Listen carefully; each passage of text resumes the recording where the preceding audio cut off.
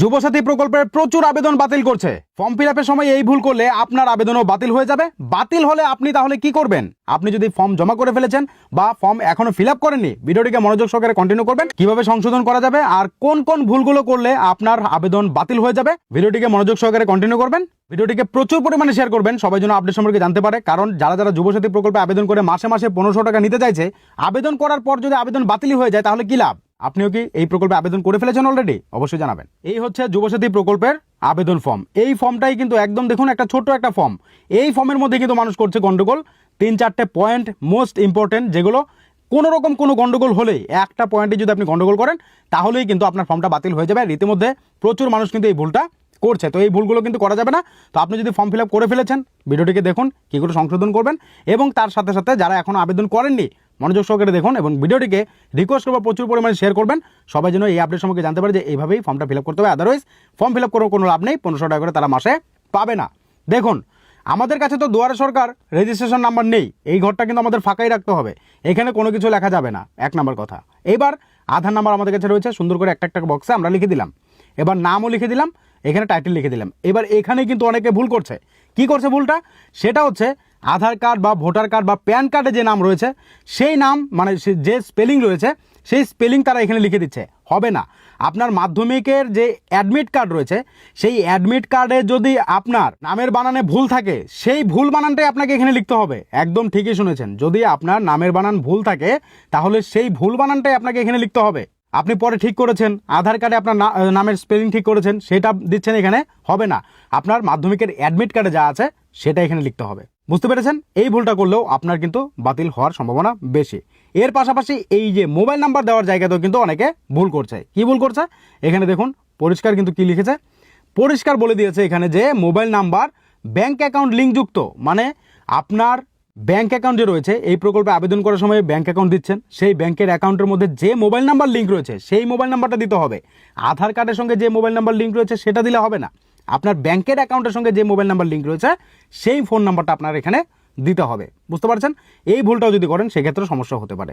Email ID দিলেও চলবে, না দিলেও চলবে, কারণ এখানে যদি থাকে লেখা রয়েছে। এবার আপনার জেন্ডার, এগুলো তো সমস্ত কিছু আপনি ঠিকই দিবেন। এরপর নিচের দিকে চলে আসবেন, এখানেও কিন্তু অনেকে করছে ভুল। এখানে আপনি আপনার যে ডেট অফ বার্থ সেটা লিখলেন। এই যে ডেট অফ বার্থটা সেটা আপনার প্যান কার্ড, ভোটার কার্ড, আধার কার্ড, ড্রাইভিং লাইসেন্স যেখানে যা রয়েছে সেটা দিলে এখানে হবে না। একদম ঠিকই শুনেছেন। এখানে কোনটা দিতে হবে? এখানে দিতে হবে আপনার অ্যাডমিট কার্ডের মধ্যে যে ডেট অফ বার্থটা রয়েছে সেই ডেট অফ বার্থটা আপনাকে এখানে দিতে হবে। আপনার বার্থ সার্টিফিকেট যা রয়েছে, দেখা গেল অ্যাডমিট কার্ডে অন্যরকম রয়েছে, মানে বার্থ সার্টিফিকেটের সঙ্গে আর অ্যাডমিট কার্ডের সঙ্গে মিল নেই, কিন্তু কিছু করার নেই। অ্যাডমিট কার্ডে যে ডেট অফ বার্থটা রয়েছে সেটাই আপনাকে এখানে দিতে হবে। দিলেন, দেওয়ার পর আপনি এদিকে চলে আসবেন। এখানে দেখুন, এখানেও কিন্তু কোনো রকম ভুল করা যাবে না। এই যে ডেট অফ বার্থ, আপনার জন্ম তারিখ 1/4/2026 অনুযায়ী আপনার বয়স কত হচ্ছে সেটা এখানে লিখতে হবে। আপনি ফর্ম জমা করছেন বা ফেব্রুয়ারি মাস ধরে আপনার বয়সটা যদি গুণে এখানে লেখেন তাহলে কিন্তু হবে না। আপনার এই যে 1/4/2026 এই ডেট অনুযায়ী কিন্তু আপনার বয়সটা কত সেটা এখানে লিখতে হবে। বুঝতে পেরেছেন? তো এইগুলো তো আপনি সমস্ত কিছু ঠিকই দেবেন, পিতার নাম, মায়ের নাম। তারপর এইখানে সার্টিফিকেট নম্বর, এইখানে সার্টিফিকেট নম্বর তারাই দেবেন যাদের কাছে রয়েছে, যাদের কাছে নেই তারা কিন্তু এগুলোতে কোনো কিছুতে টিক করবেন না। বুঝতে পারছেন? এই ঘরটা পুরোটাই ফাঁকা রেখে দেবেন। যদি আপনি এসসি হয়ে থাকেন তাহলে এসসির উপরে টিক দেবেন, এসটি হলে এসটি, ওবিসি হলে ওবিসি।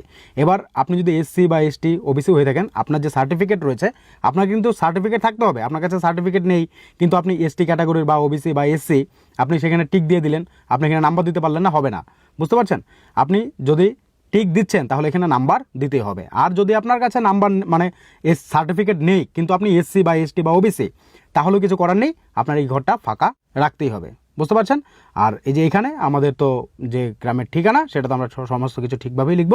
এখানে বাড়ির নাম্বার আপনার দিলেও চলবে, না দিলেও চলবে, ঠিক আছে? কারণ বাড়ির নাম্বার অনেকের কাছে থাকবে, অনেকের কাছে থাকবে না, তো সেক্ষেত্রে সেটা ম্যান্ডেটরি নয়, কিন্তু বাকিগুলো তো সমস্ত কিছুই দিতে হবে। এর পাশাপাশি ফর্মের দ্বিতীয় পেজটাতে কিন্তু আপনারা দেখতে পাবেন যে এই যে জায়গাটা, এই জায়গাটাও কিন্তু খুব ভাইটাল। তার কারণ হচ্ছে এখানে আমাদের যে অ্যাডমিট কার্ড রয়েছে তার রোল নাম্বার যা রয়েছে সমস্ত কিছু ঠিকভাবে দিতে হবে, আর কোন সাল সেটাও কিন্তু ঠিকভাবে বসাতে হবে। আদারওয়াইজ কিন্তু আমাদের কি হবে? টাকা পাওয়া হবে না।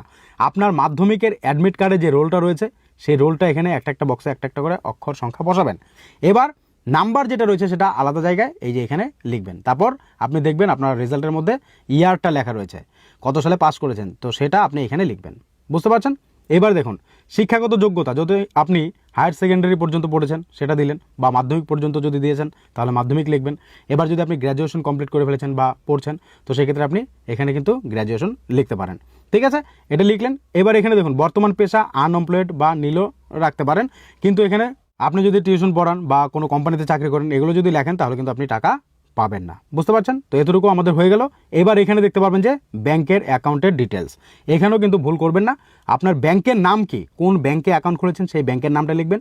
আপনি যে শাখাতে অ্যাকাউন্টটা খুলেছেন, ঠিক আছে, আপনি যদি না জানেন তাহলে আপনি জিজ্ঞেস করবেন, যে ব্যাংকে অ্যাকাউন্ট খুলেছেন সেই ব্যাংকে যাবেন, বলবেন এই শাখার নাম কি, আমি যেখানে অ্যাকাউন্টটা খুলেছি সেই শাখার নামটা এখানে লিখতে হবে। ঠিক আছে, তারপর ব্যাংকের অ্যাকাউন্টের নাম্বার আপনার ব্যাংকের বইয়ের মধ্যে রয়েছে সেটা লিখবেন। আইএফএসসি কোড বইটা দেওয়া রয়েছে এটাই কিন্তু এখানে লিখে দেবেন। বুঝতে পারছেন? এবার এখানে দেখুন এই ভুলটাও যদি করেন তাহলেও কিন্তু আপনি টাকা পাবেন না। কেন? এখানে পরিষ্কার বলা হচ্ছে যদি আপনি সরকারি অন্য কোনো প্রকল্পের টাকা পান তাহলে কিন্তু আপনি এখানে লিখতে পারবেন, কিন্তু সরকারের তরফ থেকে বলে দেওয়া হয়েছে যে কোনো যদি প্রকল্পের টাকা পান তাহলে কিন্তু আপনি টাকা পাবেন না। আপনি স্কলারশিপ পাচ্ছেন পড়াশোনার জন্য, সেটা আলাদা, সেটা পেলে আপনি টাকা পাবেন, কিন্তু কোনো প্রকল্পের টাকা যদি পান তাহলে কিন্তু আপনি টাকা পাবেন না। এবার কেউ যদি ইচ্ছে করে এখানে লিখে দেন যে না আমি টাকা পাই না, আপনি এখানে নাতে টিক করে দিলেন আর এই জায়গাটা ফাঁকা রেখে দিলেন, কিন্তু আপনি ধরা পড়বেনই, যেহেতু সরকারের কাছে সমস্ত ডিটেলস রয়েছে। বুঝতে পারছেন? তো সেই ক্ষেত্রে যারা যোগ্য একমাত্র তারাই আবেদন করবেন, আদারওয়াইজ কিন্তু আপনি ভুলভাল তথ্য দিলেও আপনার কোনো কাজ হবে না। বুঝতে পারছেন? তো এই ভুলগুলো কিন্তু করা যাবে না, যদি করেন তাহলে কিন্তু আপনি টাকা পাবেন না। এরপর নিচের দিকে এসে এখানেও আপনি কোনো কিছু লিখবেন না, যখন ফর্মটা ফিল আপ করবেন তারা কিন্তু এখানে একটা নাম্বার লিখে দেবে, আর সিগনেচার অবশ্যই এখানে করে নেবেন। আর একটা বিষয়, এখানে যে ফটো সাটাবেন আপনি ফর্মের নিচে কিন্তু আপনি সিগনেচার করে দেবেন। ঠিক আছে, একদম এইভাবে এখান থেকে ধরবেন, দেখিয়ে দিচ্ছি আমি আপনাদেরকে, এখান থেকে এইভাবে ধরবেন, ধরে আপনি সিগনেচার করে করে এভাবে পার করে দেবেন। বুঝতে পারছেন? সিগনেচারটা করে দেবেন, ব্যাস হয়ে গেল। এই ভুলগুলো কিন্তু করা যাবে না, যদি করেন তাহলে কিন্তু আপনিও এই প্রকল্পের টাকা থেকে বঞ্চিত হয়ে যাবেন, আপনার ফর্মটাও রিজেক্ট হয়ে যাবে। তো যদি এখান থেকে আরও কিছু জানা থাকে এভাবেই কমেন্ট করবেন, আপনাদেরকে ডেডিকেটেড ভিডিওর মাধ্যমে জানাবো। আশা করি আপনাদের প্রশ্নের উত্তর দিতে পেরেছি। তো ভিডিওটিকে রিকোয়েস্ট করবো প্রচুর পরিমাণে শেয়ার করবেন, সবাই যেন আপডেট সঙ্গে জানতে পারে, কারণ অনেক কষ্ট করে তারা ফর্মটা ফিল আপ করে জমা করবে, টাকাগুলো যদি তারপর নাই পায় তাহলে ফর্ম ফিল আপ করে লাভ কী। তাই রিকোয়েস্ট করবো আপনার কাছে, আপনি আবেদন করুন বা না করুন বা করে ফেলেছেন, আপনি অবশ্যই ভিডিওটিকে শেয়ার করবেন। আর হলো কী কী ডকুমেন্ট দেবেন এই নিয়ে কিন্তু অনেকের টেনশন রয়েছে। তো দেখুন এখানে আপনাকে কী কী ডকুমেন্ট দিতে হবে। আমরা এখানে মাধ্যমিকের অ্যাডমিট কার্ড দেবো, মাধ্যমিকের রেজাল্ট দেবো, মাধ্যমিকের মার্কশিট দেবো। বুঝতে পারছেন? তারপর আমরা আধার কার্ড দেবো, ভোটার কার্ড দেবো, এরপর আমরা ব্যাংকের অ্যাকাউন্টের জেরক্স দেবো, যেখানে আমাদের ছবি লাগানো রয়েছে, ব্যাংকের অ্যাকাউন্টের নাম্বার রয়েছে, আইএফএসসি কোড রয়েছে, ব্যাংকের সমস্ত তথ্য রয়েছে, সেই পেজটা আমরা জেরক্স করে জমা করব। ঠিক আছে, এরপর যারা এসসি এসটিতে টিক দেবেন তাদের কিন্তু সার্টিফিকেটের জেরক্সও দিতে হবে। নাম্বার তো লিখতে হয়েছেই, এর পাশাপাশি কিন্তু আপনাকে সার্টিফিকেটের জেরক্সটাও দিতে হবে। তো এই সমস্ত কিছু জেরক্স দিলেই কিন্তু আপনার কাজ হয়ে যাবে। তো আশা করি এখান থেকে আপনারা বুঝতে পেরে গেছেন যে কোন ভুলগুলো করা যাবে না আর কি কি ডকুমেন্ট আমাদের দিতে হচ্ছে।